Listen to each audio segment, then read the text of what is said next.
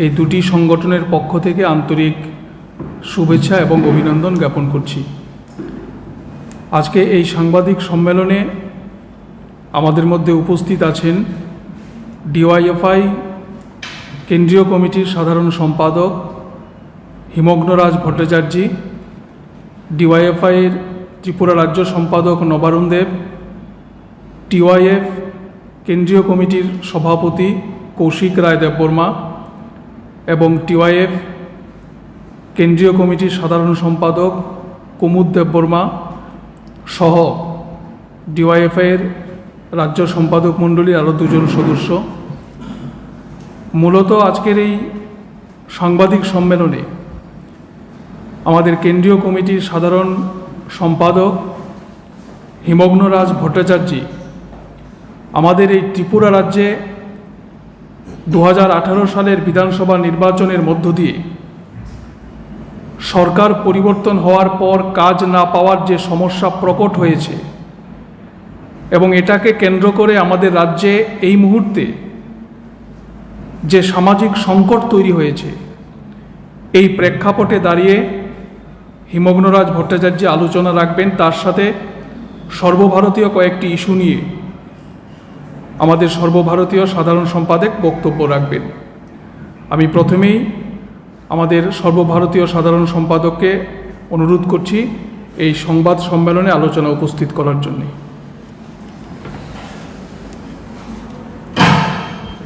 আপনাদের সবাইকে প্রথমেই শুভেচ্ছা এবং অভিনন্দন জানাচ্ছি। আজকে আমাদের এক প্রতিনিধি দল ত্রিপুরার দুটো জায়গায় আমরা গিয়েছিলাম। প্রথমে আমরা গিয়েছিলাম বক্সনগর বিধানসভা কেন্দ্রের কুলুবাড়িতে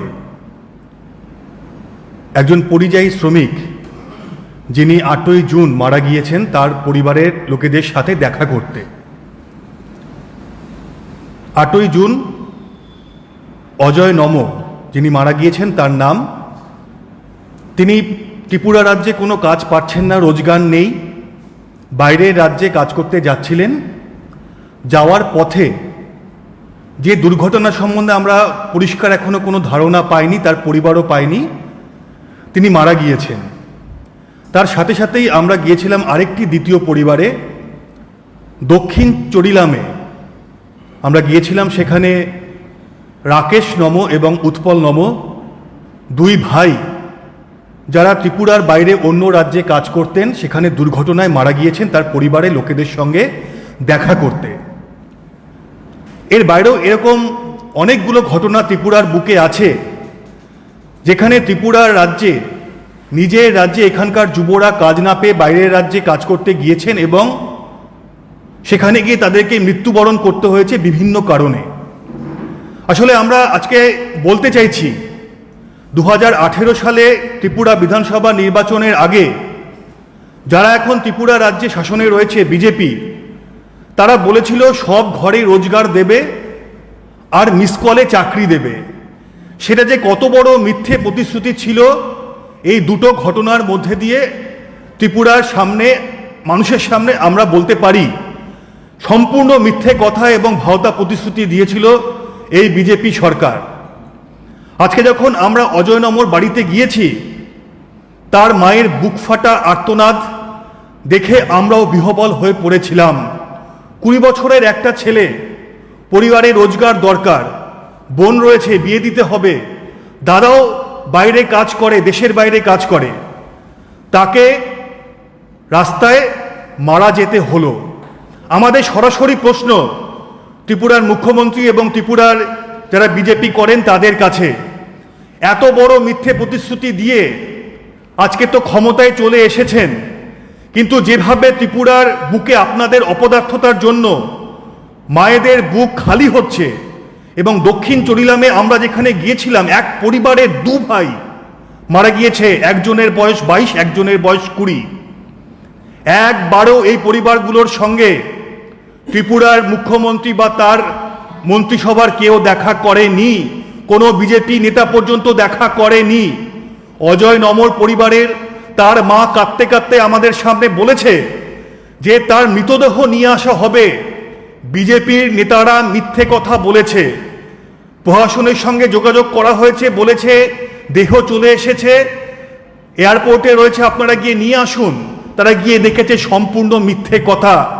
তখন সাহায্যের হাত বাড়িয়ে দিয়েছে কারা? সাহায্যের হাত বাড়িয়ে দিয়েছে এখানকার বামপন্থীরা। শামসুল হক, যিনি কিছুদিন আগে মারা গিয়েছেন, বামফ্রন্টের একজন বিধায়ক ছিলেন, তিনি টাকা জোগাড় করে দেওয়ার পরে 8 দিন পরে তার যে দু ভাই একই পরিবারের মারা গিয়েছে, রাকেশ এবং উৎপল নম, তার পরিবারের সঙ্গেও কথা বলেছি, তারাও বলেছে সরকারের পক্ষ থেকে তাদের সঙ্গে কোনো রকম যোগাযোগ করা হয়নি।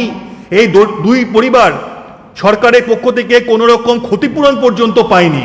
অন্যান্য যেসব ভাতা এই দুই পরিবার পেতে পারে, তারা পরিষ্কার বলেছে তাদেরকে ভাতা দেওয়া হয় না। এটাই হচ্ছে আসলে আজকে সত্যিকারের ত্রিপুরা। আমি তো দুটো ঘটনা আপনাদের সামনে বলছি, কিন্তু এরকম আরও ঘটনা রয়েছে যারা বাইরে কাজ করতে গিয়ে মারা গিয়েছে। আমরা বলছি, আর কত মিথ্যে কথা বলবেন ত্রিপুরার মুখ্যমন্ত্রী আপনি? আর কত ভাওতা দেবেন? আর কত মিথ্যাচার করবেন এই ত্রিপুরাবাসীর সামনে? কিন্তু এখন এখানকার গরিব মানুষ, তারা প্রান্তিক মানুষ, আর্থিকভাবে পিছিয়ে থাকা মানুষ, মধ্যবিত্ত মানুষ নিজের অভিজ্ঞতার মধ্যে দিয়ে বুঝতে পারছে যে এই বিজেপি সরকার আসলে সাধারণ মানুষের জন্য কোনো কিছু করবে না, তারা পরিত্রাণ চাইছে। আমরা যে দুই পরিবারে গিয়েছিলাম, তারা বলেছে সরাসরি এই কথা যে আমরা এর পরিবর্তন চাই আমাদের রাজ্যে। তো আমরাও ডিওয়াইএফআই এবং টিওয়াইএফ আমরা পরিষ্কারভাবে বলতে চাই যে এই ঘটনা ঘটবে আর ডিওয়াইএফআই টিওয়াইএফ ত্রিপুরার বুকে চুপ করে বসে থাকবে, এটা হতে পারে না। আপনারা জানেন যে গতকালকের কনভেনশনে ইতিমধ্যে ডিওয়াইএফআই ত্রিপুরা রাজ্য কমিটি এবং টিওয়াইএফ কেন্দ্রীয় কমিটি তারা আগামী 2 মাসে কর্মসংস্থান নিয়ে ত্রিপুরা রাজ্যের বুকে কিভাবে আমাদের কর্মসূচি হবে সেটা হচ্ছে পরিকল্পনা আমরা করেছি। কিন্তু এই পরিকল্পনার পরে এই যে রাজ্যের সরকারের উদাসীনতা, তার বিরুদ্ধে হচ্ছে আমরা এর থেকেও তীব্র আন্দোলন আগামী দিনে আমরা গড়ে তুলব। ত্রিপুরার বুকে আমাদেরকে গড়ে তুলতে হবে, কারণ ত্রিপুরার সাধারণ যুবরা, উপজাতি যুবরা, প্রান্তিক মানুষরা চাইছে যে বামপন্থীরা হচ্ছে এই লড়াইয়ে আবার ত্রিপুরার বুকে দাঁড়িয়ে নেতৃত্ব দিক। এর সঙ্গে সামঞ্জস্য রেখে আমরা বলতে পারি যে আমাদের দেশেও একই অবস্থা, প্রতিদিন বেকারত্বের সংখ্যা বাড়ছে। যে মিথ্যে প্রতিশ্রুতি দিয়ে ত্রিপুরার বুকে বিজেপি সরকার এসছে, একই মিথ্যে প্রতিশ্রুতি দিয়ে বছরে 2 কোটি রোজগারের কথা বলে মিথ্যে ভাওতা দিয়ে নরেন্দ্র মোদীও কেন্দ্রে লোকসভাতে জিতে এসেছিলেন এবং প্রধানমন্ত্রী হয়েছিলেন। দেশে প্রতিদিন বেকারত্বের হার বাড়ছে, কোনো কাজ নেই। ত্রিপুরার যেমন যুবকদেরকে কাউকে পশ্চিমবঙ্গে কাজ করতে যেতে হচ্ছে, কাউকে দক্ষিণের রাজ্যগুলোতে কাজ করতে যেতে হচ্ছে, এবং অনেকে আমরা দেখছি পাশের রাজ্য আসামেও হচ্ছে, তারা সেখানে মজুরির কাজ করতে চলে যাচ্ছেন। মজুরির কাজটুকু পর্যন্ত, এখানে দিনমজুরের কাজটুকু পর্যন্ত ত্রিপুরার বুকে পাওয়া যাচ্ছে না। তো আমরা কেন্দ্রীয় কার্যনির্বাহী কমিটি ঠিক করেছি যে দেশ জুড়ে বেকারত্বের বিরুদ্ধে এবং ধর্ম নিরপেক্ষ ভারত গড়ে তুলবার জন্য সেপ্টেম্বর এবং অক্টোবর মাস জুড়ে আমরা জাঠা করব। তার একটি জাঠা যেটা উত্তর পূর্ব ভারতে হবে, সেই জাঠা আগামী দিনে আমরা ত্রিপুরার বুক থেকে শুরু করব। এর বিস্তারিত যে আমাদের পরিকল্পনা পরে আপনারা জানতে পারবেন। আমাদের সামনে মিটিং রয়েছে, সেই মিটিংয়ে আমরা সেই বিস্তারিত পরিকল্পনাকে একদম রূপ দিয়ে আমরা প্রেসের সামনে নিশ্চয়ই আমাদের কর্মসূচি ঘোষণা করে দেব। ত্রিপুরার বুক থেকে যে জাঠা তৈরি হবে, এই জাঠা শুরু হওয়ার আগে ত্রিপুরার বুকে এরকম ছোট ছোট গ্রামে গ্রামে, পাড়ায় পাড়ায়, বুথে বুথে, মহল্লাতে হচ্ছে আমরা ছোট ছোট জাঠা সংগঠিত করব। আমরা এখানকার যুবদের যন্ত্রণাকে শুনতে চাই এবং তাদের কাছে আমাদের বার্তা পৌঁছে দেব যে তোমার এই যন্ত্রণা লাঘব করতে পারি হচ্ছে একমাত্র আমরাই, বামপন্থীরাই পারে ত্রিপুরার বুকে আবার মানুষকে একটু শান্তিতে, সুখে, স্বস্তিতে, অন্তত নিজের অধিকার বুঝে নিয়ে থাকবার অধিকার দিতে। এর বাইরে অন্য কেউ এখানে হচ্ছে পারবে না। ত্রিপুরায় যে রাজনৈতিক পরিবেশ তৈরি হয়েছিল, প্রতিদিন বিধানসভা নির্বাচনের পরে সেই রাজনৈতিক পরিবেশের পরিবর্তন আসছে, এবং এই পরিবর্তনের মধ্যে দিয়ে এটাই প্রমাণিত হচ্ছে যে বামপন্থীরা ছাড়া ত্রিপুরার বুকে অন্য কেউ হচ্ছে কোনো বিকল্প নেই। তাই যে জাঠা এখান থেকে শুরু হবে উত্তর পূর্ব ভারতের, সারা ভারতবর্ষের বুকে একটা মাইলস্টোন হবে, এবং আমরা বলে দিতে পারি যে এখানকার বিজেপির কফিনের শেষ পেরেক হবে আমাদের যুবদের সেই জাঠা, যাতে ত্রিপুরার বেকার যুবরা এই জাঠায় অংশগ্রহণ করে। তার জন্য সমস্ত রকম পরিকল্পনা হচ্ছে আমরা ইতিমধ্যে গ্রহণ করেছি। আর আমাদের আরেকটা কথা আমরা আপনাদের সামনে বলতে চাই, সেটা হচ্ছে মণিপুর ইস্যুতে। আপনারা জানেন যে মণিপুরে কি চলছে। আজকে 80 দিনের বেশি হয়ে গেল, সেখানে জাতি দাঙ্গাতে মণিপুর বিধ্বস্ত হয়ে গিয়েছে। সেখানকার মানুষও এই সমস্ত কিছু থেকে পরিত্রাণ পেতে চাইছে, কিন্তু বিজেপি প্রতিদিন ভারতবর্ষের বুকের সাথে সাথে মণিপুরেও ঘৃণার চাষ করছে। ওই মণিপুরের পাহাড়ি অঞ্চলগুলোতে মাটির নিচে যে ধাতু রয়েছে সেই ধাতুকে হচ্ছে ওই লুটেরা পুঁজি কর্পোরেটদের হাতে তুলে দিতে হবে, তার লক্ষ্য রেখে এই ধরনের জাতি দাঙ্গাকে প্রশ্রয় দিয়ে চলেছে। তো আমাদের খুব পরিষ্কার কথা যে মণিপুরে যা হচ্ছে অবিলম্বে সেখানে বিজেপি হচ্ছে আত্মসমর্পণ করা উচিত সাধারণ মানুষের কাছে, তাদের নিজেদের সরকারি পদগুলো ছেড়ে দেওয়া উচিত। যে আমরা সেখানে শান্তি রক্ষা করতে পারছি না, মানুষের অধিকার আমরা দিতে পারছি না, আমরা পদত্যাগ করলাম, মানুষ তার অধিকার হচ্ছে সেখানে বুঝে নেবে। আমরা বলছি যে মণিপুরে অবিলম্বে কঠোর থেকে কঠোরতম ব্যবস্থা এদের বিরুদ্ধে হচ্ছে নিতে হবে। আমরা দেখেছি গতকালকে বিজেপি বিধায়কের একজন স্ত্রী তিনি পর্যন্ত হচ্ছে বলেছেন যে প্রধানমন্ত্রী কথা দিয়ে কথা রাখেননি। মানে বিজেপির পরিবারের লোকেরা এখন হচ্ছে বিজেপির কথাকে ভরসা করতে পারছে না মণিপুরে।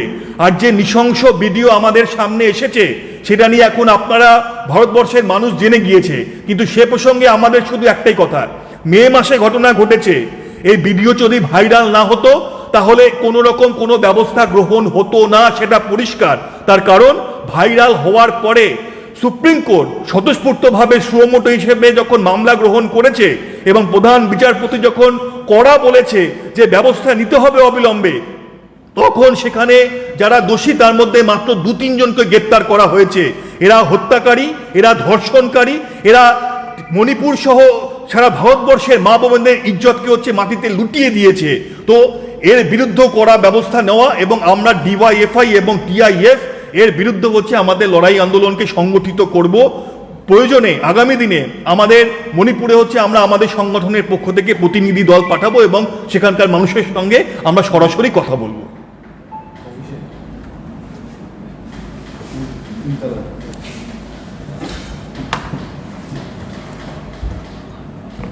একটু মিনিট, একটু কতজন আছে বাইরে, একটু কতজন বাইরে আছে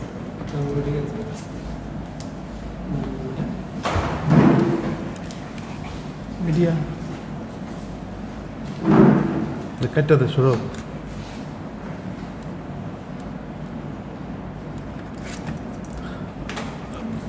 একটা বিষয় আমরা দুটি যুব সংগঠনের পক্ষে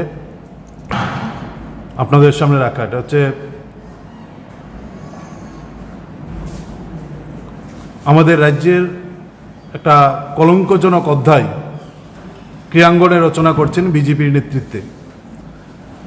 আমরা দেখেছি রাজ্যে 18 সালে সরকার পরিবর্তনের পর থেকেই গোটা রাজ্যের সমস্ত ক্রীড়াক্ষেত্রের যে প্রশাসনিক বডিগুলো আছে, এই বডিগুলা সংস্থাগুলা বিজেপি দল তার দলের অঙ্গ সংগঠনে পরিণত করার একটা অপপ্রয়াস শুরু থেকেই তারা করেছেন এবং এটা অত্যন্ত সফলতার সঙ্গে তারা এই কাজটা এখনও করছেন। প্রতিটি সংস্থার ভিতর সরাসরি বিজেপি দলের নেতা নেত্রীদের ঢুকিয়ে দিয়ে এই সংস্থাটি প্রতিটি প্রায় সংস্থার শেষ পেরেক তারা কুপে দিয়েছেন, যার ফলস্বরূপ আমরা দেখছি রাজ্যের অত্যন্ত ঐতিহ্যের সঙ্গে চলা টিসিএ ত্রিপুরা ক্রিকেট অ্যাসোসিয়েশন আজ তা ধ্বংসের মুখোমুখি এবং গোটা রাজ্যের যে সুনাম ক্রীড়াক্ষেত্রে সেই সুনামকে ধুলোয় মিশিয়ে দিয়েছে। ক্রিকেটারদের ভবিষ্যৎ অন্ধকারে গিয়েছে। 2016-17 সালে রাজ্যের মাননীয় তৎকালীন মুখ্যমন্ত্রী মানিক সরকারের হাত ধরে বামফ্রন্ট সরকারের সময় আমাদের রাজ্যের আন্তর্জাতিক ক্রিকেট স্টেডিয়ামের নির্মাণের কাজ শুরু হয় নরসিংগড়ে। আমরা দেখছিলাম সেই 16 সাল থেকে আজকে 2023 সাল এই কাজটা পর্যন্ত শেষ করতে পারেনি, শুধুমাত্র এই গোটা সংস্থাকে লুটের আখ্যায় পরিণত করছে বিজেপি। আজকে যিনি রাজ্যের দলের মানে সরকারের মুখ্যমন্ত্রী, তিনি এর আগে ছিলেন বিজেপি দলের সভাপতি। একদিকে বিজেপি দলের সভাপতি, সঙ্গে তিনি ক্রিকেট অ্যাসোসিয়েশনের সভাপতির দায়িত্ব পালন করেছিলেন এবং এইরকম গেরুয়াকরণ করেছেন যার ফলে আমরা দেখছি আমাদের রাজ্যের ক্রিকেট অ্যাসোসিয়েশনের অফিসের ভিতর কয়েকদিন পর পর হামলা, হুজ্জতি, ভাঙচুর, গুন্ডামি হচ্ছে। একটা নৈরাজ্যের পরিবেশ এই ক্রীড়া সংস্থার মধ্যে হচ্ছে। রাজ্যের খ্যাতনামা খেলোয়াড় তিমির চন্দ, তিনি প্রকাশ্যে দিনের বেলায় একদিকে হচ্ছেন এসডিপি অফিস, একদিকে হচ্ছেন রাজ্যের সবচেয়ে গুরুত্বপূর্ণ থানা পশ্চিম থানা, তার সামনে হচ্ছে টিসি অফিস, সেখানে আক্রান্ত হয়েছেন।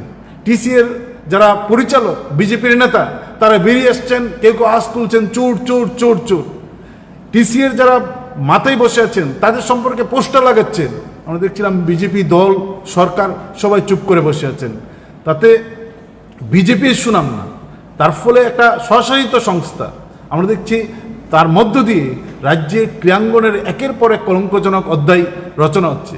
এটাকে লুট করে নেওয়া, লুটে পুটে খাওয়ার আক্রায় পরিণত করেছেন, যার ফলে এই সংস্থার মধ্যে এই গুন্ডামি নৈরাজ্য চলছে। আমরা ভারতের গণতান্ত্রিক যুব ফেডারেশন, উপজাতি যুব ফেডারেশন, আমরা দুটি সংগঠন আমরা বিবৃতি দিয়েছি যে এই ধরনের নৈরাজ্য যা চলছে একটা লুটের আক্রায় পরিণত করে টিসিএকে, ক্রীড়া সংস্থাগুলোকে বাঁচানো, তার সঙ্গে নতুন প্রজন্ম, ছাত্রছাত্রী, স্কুলে কলেজে পড়া ছেলেমেয়ে তাদেরকে আকৃষ্ট করার কাজ না করে সেখানে লুট করার কাজে যেভাবে তারা ধ্যান দিয়েছেন, সেখান থেকে সরে গিয়ে রাজ্যের কথা মাথায় রেখে আমাদের সংস্থাগুলোকে বাঁচানোর জন্য দ্রুত উদ্যোগ গ্রহণ করা। খেলার ময়দান যেন সমাজদ্রোহীদের দখলে যেভাবে চলে গেছে, সমাজদ্রোহীদের হাত থেকে এই সংস্থাগুলিকে বাঁচিয়ে খেলোয়াড়দের হাতে তুলে দেওয়ার জন্য আমরা দাবি করছি একটা সুস্থ স্বাভাবিক পরিবেশ যা আগে আমাদের রাজ্যে ছিল ক্রীড়াঙ্গনে, সেই পরিবেশ যেন ফিরে আসে। আমরা রাজ্যের খ্যাতনামা খেলোয়াড় আক্রান্ত হয়েছে, আমরা দুঃখ প্রকাশ করছি এই ধরনের খেলোয়াড় রাজপথে আক্রান্ত হয়। আমরা তার সঙ্গে এটাও আমরা বলবো যে এই ধরনের খেলোয়াড়রা যেখানে আছেন তারা যখন দেখছেন এই লুটের রাজত্ব চলছে এই সংস্থাগুলো কেন্দ্র করে, তাদেরও সেই খেলোয়াড়ের দায়িত্ব নিয়ে এরকম জায়গা থেকে সরে আসা উচিত। এবং আমরা আশা করব যে খেলার ময়দানগুলো যেন সুস্থ, যারা ভালো চিন্তা করেন, যারা খেলাধুলার সঙ্গে যুক্ত, খেলা মানসিকতা নিয়ে চলেন, এই মানুষের হাতে না গেলে, গুন্ডাদের হাতে থাকলে তার এরকম হতে বাধ্য। ফলে এই ক্রীড়াঙ্গনগুলোকে আমরা চাই রাজ্যের ক্রীড়াঙ্গনগুলোকে যেন আগামী দিনে সুস্থ হয়ে ওঠে, রাজ্যে যেন স্বাভাবিক পরিস্থিতি খেলাধুলার ময়দানে তৈরি হয়। কারণ আমরা দেখছি ইতিমধ্যেই বিজেপি সরকার আসার পর থেকেই গোটা রাজ্যের নতুন প্রজন্মকে ধ্বংস করে দেওয়ার জন্য খুব সুপরিকল্পিতভাবে নেশা এবং জুয়াকে গোটা রাজ্যের প্রতিটা কোনায় কোনায় নিয়ে যাওয়া হচ্ছে। একদিকে নেশার জুয়ার রমরমা, এবং যারাই গ্রেপ্তার হচ্ছেন আমরা দেখছি বিজেপির নেতা নেত্রীরা গ্রেপ্তার হচ্ছেন নেশার জুয়ার কাণ্ডে। আর একদিকে খেলার মাঠটাকে কুলুষিত করে, কলঙ্কিত করে খেলোয়াড়দের ভবিষ্যৎ অন্ধকারে নিয়ে যেতে হয়েছে। এই যে ভয়ঙ্করতম আক্রমণ আমাদের রাজ্যের নতুন প্রজন্মের মধ্যে ঢুকিয়ে দেওয়ার চেষ্টা হচ্ছেন, যে ষড়যন্ত্র বিজেপি দল তৈরি করেছেন, সেই ষড়যন্ত্রের বিরুদ্ধেও রাজ্যের সাধারণ মানুষ যেন একদিকে নেশা জুয়ার এর বিরুদ্ধে আমাদের এগিয়ে আসা, অন্যদিকে খেলার মাঠটাকে, খেলার জগৎটাকে বাঁচানোর জন্য সাধারণ মানুষের কাছে আহ্বান করব, প্রতিবাদে প্রতিরোধে সকল অংশের মানুষ যারা গণতন্ত্রপ্রিয়, শান্তিপ্রিয়, সুস্থতা চান তারাও এগিয়ে আসবেন। আমরা দুটা সংগঠনের পক্ষ থেকে এই আহ্বান আমরা রাখছি। কোনো কিছু নাই তো।